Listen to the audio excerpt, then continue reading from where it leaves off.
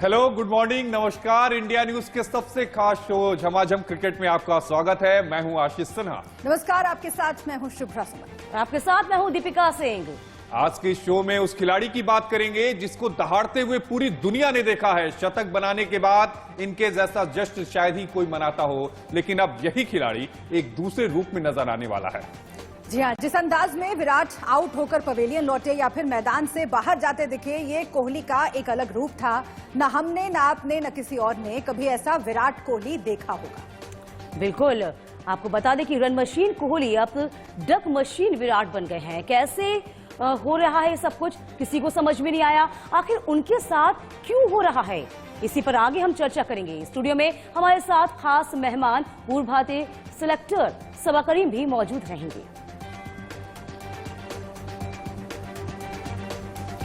तो जाने माने कमेंटेटर चारू शर्मा भी आप लोगों के साथ जुड़ेंगे और वो बताएंगे इस पूरे मामले में, जिससे आप पूछ सकते हैं अपने सवालों के लिए @IndiaNews ITV पर ट्वीट कर सकते हैं। आगे बढ़े उससे पहले आईपीएल एक्सप्रेस पर एक नजर दौड़ा लेते हैं और जानते हैं कि आज आईपीएल एक्सप्रेस में क्या खास है।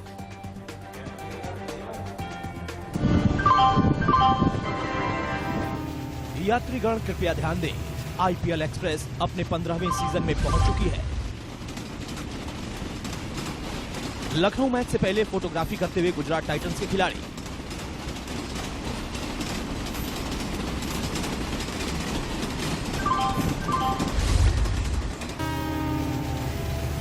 श्रेयस अय्यर के बाद शमी पर भी चढ़ा पूल फीवर।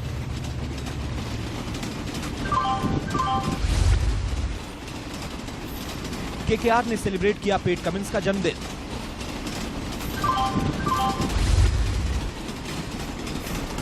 जीत के बाद यशस्वी को बधाई देते हुए दिखे कप्तान संजू सैमसन।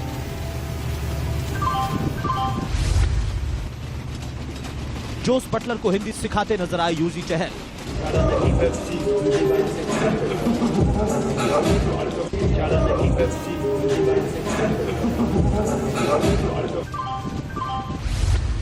टॉय गन से खेलते दिखे ईशान किशन और डेनियल सैम।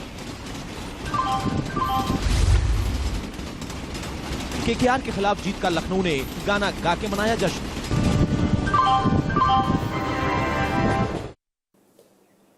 चर्चा की शुरुआत करने से पहले आपको हम दो तस्वीरें जल्दी से दिखा देते हैं कि आखिर विराट कोहली ऐसा कौन सा रूप दिखा रहे हैं जिसे देखकर हर कोई हैरान है।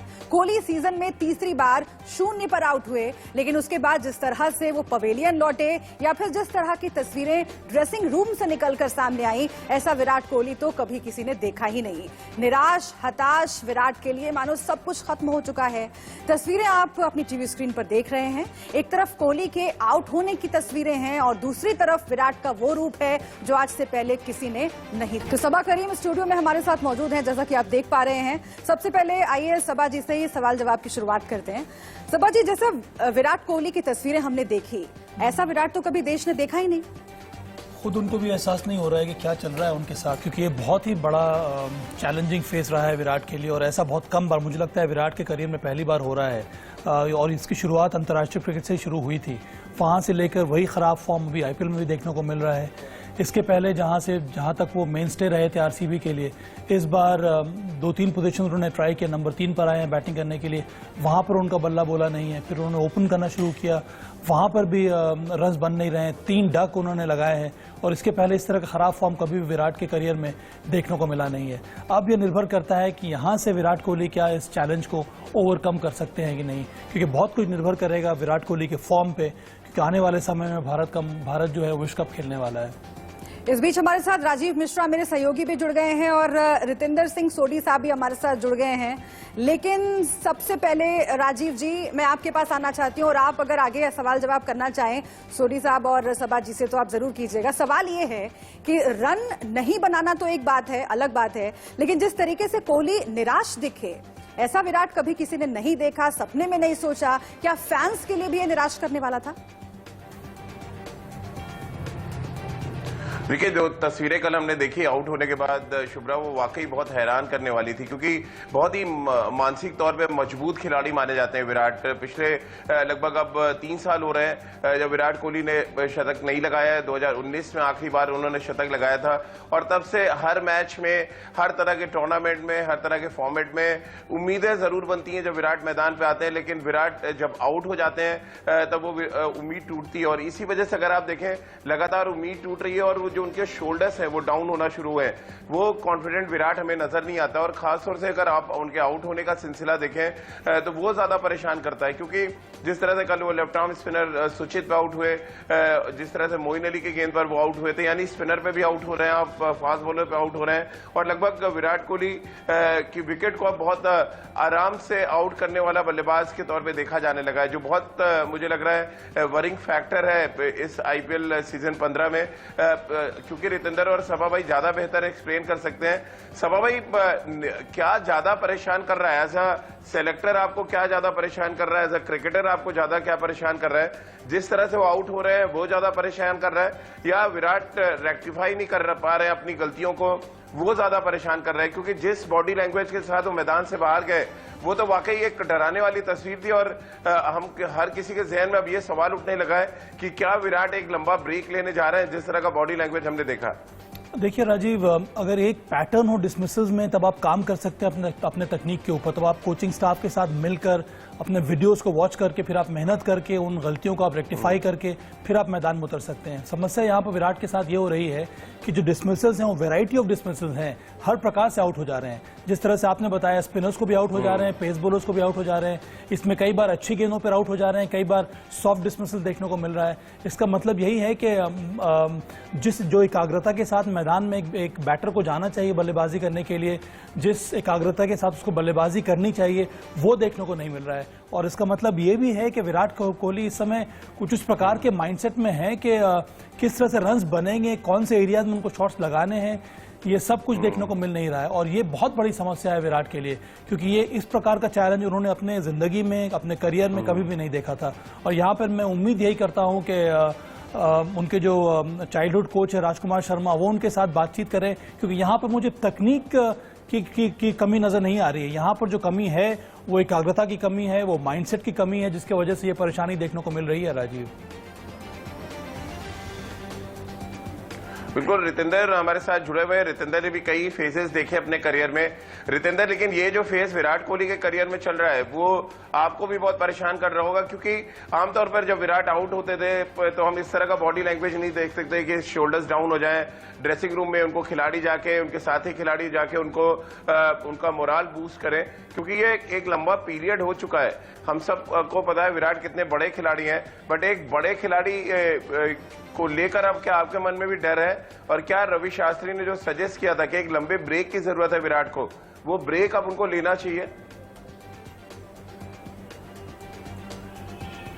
देखिए राजीव, यहाँ पे बहुत अजीब सिचुएशन बन गई है, क्योंकि 8-10 साल हमारा देश विराट कोहली की परफॉर्मेंस को जिया है। सुबह हम अखबार उठाते थे, विराट कोहली का 100 देखने को मिलता था, बड़े नॉक देखने को मिलते थे, मैच विनर थे।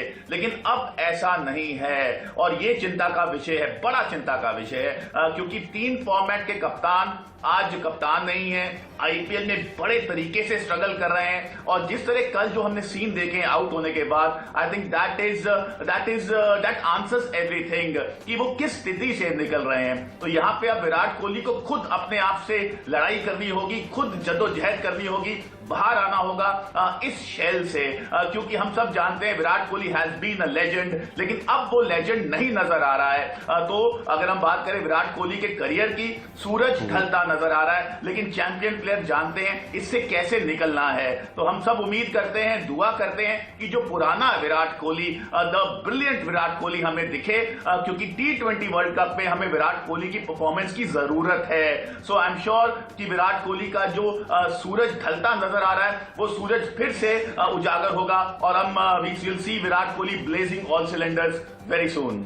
ठीक, एक सवाल मेरे मन में भी आ रहा है, जो कि सबा जी मैं आपसे पूछना चाहती हूँ। विराट कोहली 3 बार शून्य पर आउट हुए हैं। अब यहां से विराट कोहली के लिए कमबैक करना ये कितना मुश्किल होगा और उन्हें कितनी मेहनत करनी पड़ेगी। और आप तो इतने लंबे वक्त से क्रिकेट को फॉलो कर रहे हैं, क्या पहले ऐसा हुआ है दिग्गजों के साथ कि इतना लंबा खराब प्रदर्शन के बाद फिर से एक बार वापस आए हो और उसी रॉ में वापस आए हो? इस प्रकार का खराब दौर मुझे याद नहीं है किसी दिग्गज के साथ हुआ होगा। अब विराट कोहली खुद एक लेजेंड है, उनके सामने एक बहुत बड़ा लेजेंड है सचिन तेंदुलकर। उनके साथ भी खराब फॉर्म का दौर आया था, पर इतना लंबा दौर वो कभी भी नहीं आया था। इसीलिए मुझे लगता है यहाँ पर जो भी वो हेल्प ले सके कोच से, मेंटर्स से या सचिन तेंदुलकर खुद से, उनसे बातचीत करनी होगी, क्योंकि ये बहुत ही ज्यादा कठिन फेज है। और ये ऐसा नहीं है कि सिर्फ हम ये लोग आईपीएल में ही देख रहे हैं, ये फेज काफी लंबा हो गया, अंतर्राष्ट्रीय क्रिकेट में भी चल रहा है।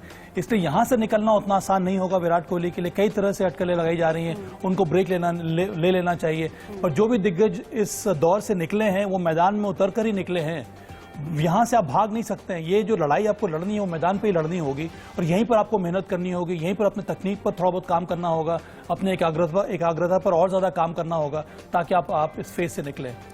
राजीव, आपसे भी मैं यही सवाल पूछना चाहती हूँ, आपकी मेमोरी में, आपके एक्सपीरियंस में क्या कोई ऐसा वाकया आ रहा है जहां पर इतने खराब दौर के बाद किसी क्रिकेटर ने कमबैक किया हो, इतने दिग्गज क्रिकेटर ने?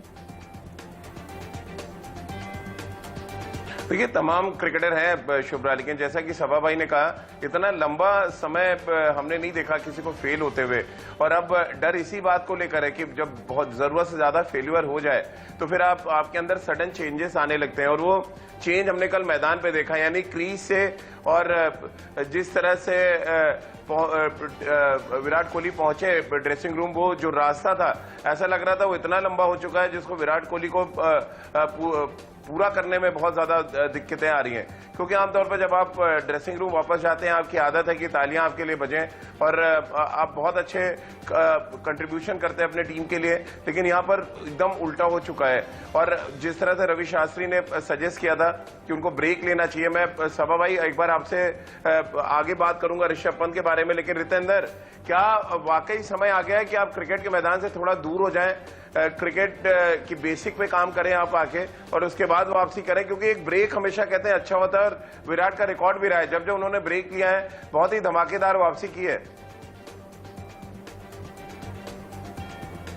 देखिए राजीव, यहाँ पे दो रास्ते हैं, आपने सही कहा। देखिए, ब्रेक आप ले सकते हैं, अपने आप को रिजुविनेट कर सकते हैं, थोड़ा क्रिकेट से दूर जा सकते हैं, क्रिकेट की सोच से दूर जा सकते हैं, नेट्स में जाके काम कर सकते हैं। लेकिन दूसरा रास्ता ये है कि आप खेलते रहें, मैचेस खेलें और इंतजार करें अपनी बड़ी फॉर्म का। क्योंकि अगर अब ब्रेक लेते हैं, T20 वर्ल्ड कप महज 3-4 महीने दूर है, और अगर ब्रेक का टाइम आप 1 महीना लें तो वो 1 महीना तो निकल जाएगा। तो यहाँ पे Virat Kohli must be pondering, selector सोच रहे होंगे कि विराट कोहली कैसे फॉर्म को हासिल करेंगे, क्योंकि we need Virat Kohli in big form, लेकिन वो नजर नहीं आ रही है। देखिए, अब ये तो दो राय नहीं है कि प्रेशर विराट कोहली पे भी आएगा। हम बात करते हैं कि कप्तानी की, अब सिलेक्शन पे भी कहीं ना कहीं देखिए गाज आ सकती है। लेजेंड है, लेकिन क्रिकेट खेल किसी के लिए रुकता नहीं है, आपको परफॉर्म तो करना होगा। सचिन तेंदुलकर परफॉर्म करते थे, सौरव गांगुली परफॉर्म करते थे, तो विराट कोहली को भी परफॉर्म करना होगा और जस्टिफाई करना होगा अपनी सिलेक्शन को। बिल्कुल, विराट कोहली को परफॉर्म करना ही होगा, क्योंकि विराट कोहली वो क्रिकेटर हैं जिन्होंने इंडियन क्रिकेट को और विराट बनाया है। और जब वो इस सिचुएशन में दिख रहे हैं, मनोबल टूट रहा है, तो मनोबल उनके फैंस का भी टूट सकता है। इसलिए विराट को खूब मेहनत यहां से करनी होगी। बहुत शुक्रिया आप सभी का। राजीव, आपका शुक्रिया। सबा जी, आपका शुक्रिया। रितेंद्र जी, आपका भी बहुत बहुत शुक्रिया इस पूरी बातचीत के लिए। अब वक्त हो चला है पैरी मैच प्रेडिक्शन सेगमेंट का, जिसके लिए हम चल रहे हैं हमारे सहयोगी सुनील यश कालरा के पास, और उनके साथ लाइव जुड़े हुए हैं जाने माने कमेंटेटर चारू शर्मा, जो देंगे आपके सवालों का जवाब।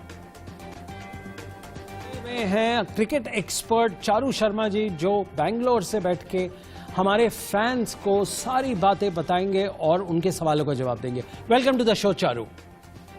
Thank you so much. सारे सवाल तो नहीं, लेकिन कुछ सवाल जरूर हम कोशिश करेंगे, क्योंकि यार दिस जवाब business, I mean we can only use our what's the word here, our conventional wisdom, कि मतलब क्या होता आया है और उसकी वजह से क्या हो सकता है, लेकिन T20 में कुछ भी हो सकता है। चलिए शुरू कीजिए। आपने कभी सोचा था कि KKR और मुंबई इंडियंस इतनी जल्दी ऑलमोस्ट एलिमिनेट हो जाएंगी? क्या लगता है?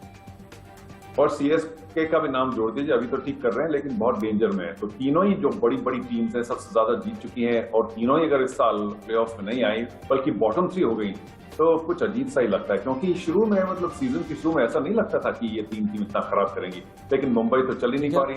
सीएसके थोड़ा स्टॉप स्टार्ट और केकेआर भी कुछ 2-4 जीते तो 2-4 बहुत बुरी तरह से हारे।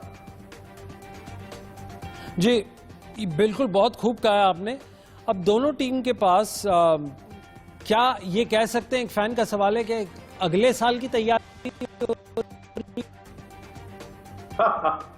नहीं, वो तो अभी अगला साल तो बहुत दूर है, लेकिन थोड़ा सा ये हो रहा है कि इन टीमों में जो 3 बॉटम प्लेस टीम्स, अब इनको सोचना पड़ेगा कि जो हम जिस खिलाड़ियों को हमने यूज नहीं किया, अब उनको यूज करने का टाइम है, because they must get match time. अब कितनी देर आदमी डगआउट में बैठे या कोई स्पेयर रहे या पानी ले जाए ग्राउंड में, तो सीएसके ने शुरू कर दिया, क्योंकि हालांकि उनके लिए आप सोचें चांस है, लेकिन मुझे लगता है कि बहुत कम चांस है, लेकिन और अपने खिलाड़ियों को खिला रहे हैं, क्योंकि जो उनके मेन खिलाड़ी थे उनसे तो जीत नहीं पाए, और जो बाकी खिलाड़ी हैं वो भी उनको दे आर सो हंग्री, इतना जोश है उनके पास कि they are actually doing well. तो बाकी टीमें ये देखेंगी कि अरे सीएसके ने तो अपने जो स्पेयर प्लेयर थे, मान लीजिए सेकंड स्ट्रिंग प्लेयर थे, आई मीन नो डिसरिस्पेक्ट, उनको खिलाना शुरू कर दिया है, दे डूइंग रियली वेल। तो जो हमारे भी स्पेयर प्लेयर बैठे हैं उनमें भी शायद ये भूख होगी, तो चलो हम उनको खिलाना शुरू करें। तो अब एमआई और केकेआर, पर्टिकुलरली एमआई जिनके लिए कोई चांस ही नहीं है, वो अपने जो स्पेयर प्लेयर्स हैं उनको थोड़ा सा और यूज करेंगे जरूर। $1 मिलियन क्वेश्चन, क्या आज the junior Tendulkar will he play? I have to say only one thing, कि देखिए KKR is also doing very poorly right now, तो मुझे लगता है कि मुंबई इंडियंस सोचेंगे कि ये मैच तो हमें जीतना ही जीतना है विद नॉर्मल प्लेयर्स, और बाकी इस मैच के बाद मुझे लगता है कि जो 2-4 मैच बचेंगे उसमें मुंबई इंडियंस जरूर एक मैच अर्जुन को देंगे, लेकिन शायद केकेआर के विरुद्ध नहीं। मैं I will hold nothing against the young man, I mean I wish him luck, but मुझे लगता है कि केकेआर के विरुद्ध नहीं, क्योंकि ये एमआई सोचती है कि ये मैच तो हमको जीतना ही जीतना, और बाकी और किसी बड़ी टीम के साथ अगर इस साल हम नहीं जीते या जीतने का की गुंजाइश नहीं है, तो वहां अर्जुन को खिला दो, क्या मालूम ठीक कर ले। खैर, केकेआर की बात हो गई है, मुंबई इंडियंस की हो गई है। एक बहुत शानदार प्लेयर है हमारे पोलार्ड साहब। फैन सेज के ना उनका माइंड है, ना हार्ट है, ना बॉडी है, ना सोल है, ना स्पिरिट है इस साल, which is absolutely difficult to imagine. क्या आपको ही लगता है या सिर्फ फैंस को ये लग रहा है? देखिए बॉडी तो बहुत बड़ी है उसकी, फैन को सामने जाके बोलते हैं उनके वापस नहीं जाएगा घर, वो still a very strong man, लेकिन हाँ शायद उनका फोकस इस साल थोड़ा सा कमजोर हो गया, क्योंकि बाकी टीम भी ठीक नहीं कर रही है। क्योंकि पोलार्ड का रोल क्या है, it's very important for all of us to know. उनका रोल आमतौर से ये है कि आखिरी 3-4 ओवर में आके फटाफट 30, 35, 40 रन बनाने 10-15 गेंदों में, ये उनका फोर्टे, ये उनका स्ट्रेंथ है। अगर आप उनको जल्दी भेजते जाएं, क्योंकि बाकी टीम ठीक नहीं कर रही है, तो वो थोड़े कंफ्यूज हो जाते हैं कि मैं थोड़ा टुक करके खेलूं, एक करके बनाऊं, क्योंकि मेरे पास अभी 10-12 ओवर हैं। तो ये उनको जल्दी भेजने का जो चक्कर हो गया, क्योंकि MI the rest of the players not doing well, तो ये बैटिंग में उनको कंफ्यूज हो गए। बॉलिंग तो ही वाज ऑलवेज अराउंड 110, 120, तो वहां कुछ खास फर्क नहीं है, 2-4 विकेट उन्होंने जरूर लिए, he is a very good fielder, लेकिन ये है कि मुझे लगता है कि the best days of Pollard may be over, the pitch is also getting trickier, they are holding back, they are not that quick. तो वो सोच रहा है कि मैं थोड़ा सा यहाँ वेट कर लूं, 10-15 बॉल देख लूं, और फिर क्या होता है कि आपका स्ट्राइक रेट है वो बहुत नीचे हो जाता है, फिर आप बोलेंगे अरे तो गड़बड़ हो गया यार, मैं तो बहुत बड़ा स्ट्राइक करूं, और फिर आप गलत बॉल को मारना शुरू कर देते हैं और वहां सब खेल खत्म हो जाता है। So there is a lot of confusion right now in Pollard's head, and that is related to the fact that the rest of the MI team are not doing well. Charu, आपके हिसाब से एक final question, what are the 3 important things that a backroom person or a CEO of that particular franchisee has to do in order to do his job pretty well, you know, considering he joins in with 5 owners in a team, so उस situation में आपको उसके लिए 3 important चीजें आप क्या हिदायत देंगे? Not in order of priority, पर सबसे पहले तो उसको अपनी ओनरशिप को संभालना है, क्योंकि भाई मैं एम्प्लॉई हूं, मैं सीईओ हूं, तो मेरा ओनरशिप मुझ पे कितना प्रेशर डाल रहा है, वो मुझसे क्या चाहता है वगैरह, उसको मैनेज करने में उसका आधा वक्त निकल जाए। The second thing is that he has to manage the logistics of the team और द पीएनएल, तो Yes. अपने ओनरशिप को पहले संभाले, फिर अपना P&L संभाले कि भाई मेरी टीम में खर्चा कितना हो रहा है और बन कितना रहा है, क्योंकि मैं CEO हूं या MD हूं जो भी जिस टीम का, तो जो ये फिस्कल रिस्पॉन्सिबिलिटी होती है, इकोनॉमिक रिस्पॉन्सिबिलिटी, ये बहुत भारी होती है किसी CEO के लिए। क्योंकि अब तो क्या है कि इंडियन प्रीमियर लीग में तो लोग पैसा बना रहे हैं, बाकी तो टीम ये जो फ्रेंचाइज हैं तो वो ठीक है, चलो पहले नहीं बना रहे थे, और बाकी और भी लीग टीम्स में ये जो कमर्शियल मामला है ये काफी भारी पड़ जाता है CEO पे, क्योंकि उसको संभालना पड़ता है। तो ये नंबर 2 होता है। नंबर 3 ये है कि उसका रोल है कि भाई देखो मेरे पास सपोर्ट स्टाफ कितना है अपने प्लेयर्स को संभालने के लिए, क्योंकि अल्टीमेटली हालांकि मैदान के अंदर क्या हो रहा है वो मेरी रिस्पॉन्सिबिलिटी नहीं है, लेकिन मैदान के अंदर अच्छा होने के लिए, प्रदर्शन दिखाने के लिए मैं और क्या कर सकता हूं। और आपको क्या कुछ और चाहिए, कुछ मतलब कोई बेटर होटल चाहिए, आपको बेटर इक्विपमेंट चाहिए, बेटर इंफ्रास्ट्रक्चर चाहिए, बेटर टाइमिंग चाहिए, बेटर रिलैक्सेशन, ये जो मतलब बीसियों चीजें जाती हैं एक टीम को एक बढ़िया यूनिट बनाने के लिए, वेल ऑयल्ड यूनिट बनाने के लिए, ये भी CEO की जिम्मेदारी है कि मैं अपने इतने लोगों को एम्प्लॉय करूं जो they can ensure that the team has everything they need. ये नहीं कि भाई इस चीज की कमी की वजह से हम हार रहे हैं तो फिर तो यार चांस ही नहीं दिया ना, क्योंकि बाकी टीम में तो कम से कम एक कंपटीशन सा हो जाता है कि हम कितना इनपुट दे रहे हैं अपनी टीम को। आउटपुट तो कोई गारंटी है नहीं, लेकिन इनपुट तो हम संभाल सकते हैं ना, कि आपको बढ़िया बॉल दें, बढ़िया इक्विपमेंट दें, बढ़िया टाइम दें, कुछ भी जो भी कुछ आपको चाहिए आप बताइए, मैं एज अ CEO आपको देने को तैयार हूं, provided it's within commercial limits and provided I pass it by the owners. Thank you very much, Charu, for sharing these with your fans. You're welcome, Sunil. All the best.